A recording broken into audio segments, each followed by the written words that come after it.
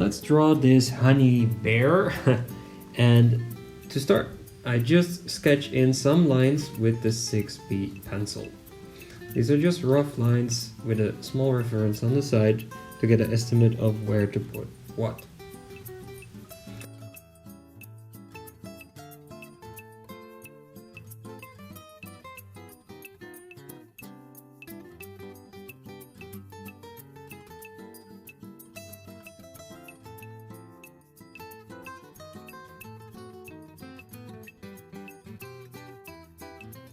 Then I'm working on a different layer to refine the background a bit.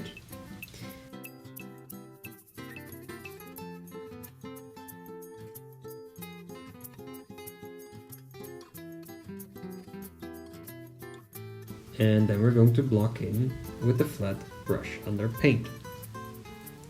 These are all very rough shapes, as you can see, and I'm just getting the gist of it. Darks, lights. I'm trying to find my colors on the palette over there in the left bottom corner. Please note I'm not eyedropping colors from the reference picture because I want to learn to see colors as I see them on the picture and in real life, and then try to define where on the color scale they are. After blocking in, I continue on a new layer where I refine a bit with the Salamanca brush, also under the standard brushes. And I refine and define my figure. As you can see, we're going all over the place. We're not staying in one spot. That's the fun about working digitally. You can easily change all colors.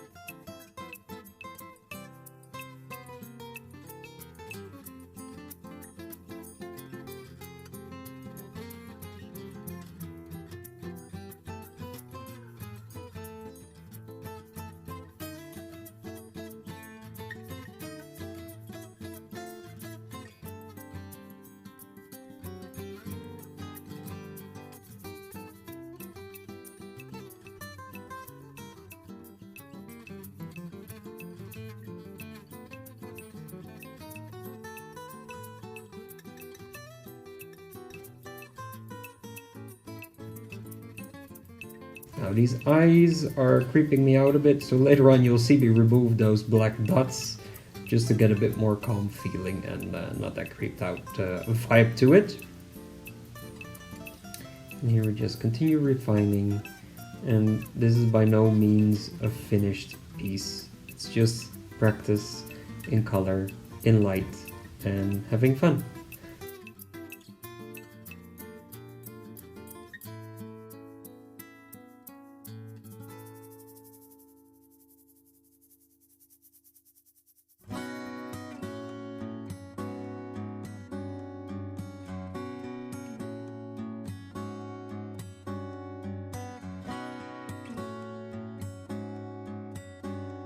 So I also don't care too much about what's on the label here, but I just give it some impression of what it is.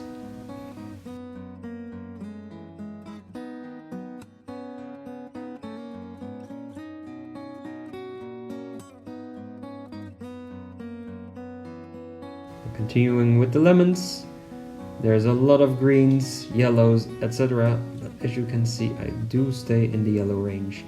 And when I want some green, I just go a bit to the more grayed out part.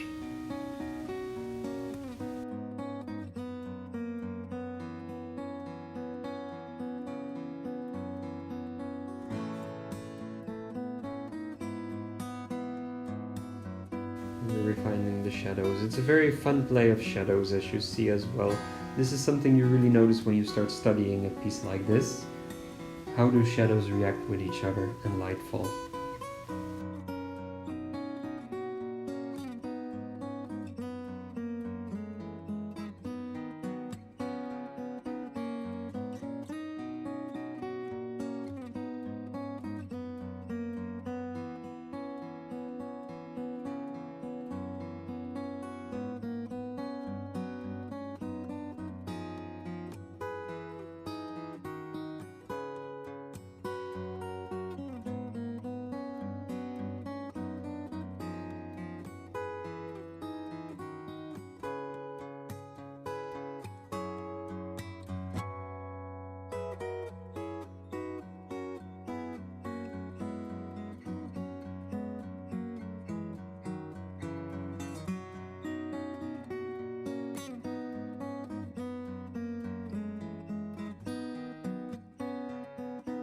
I would say take on the food paint challenge yourself. This topic is available now on my Instagram page.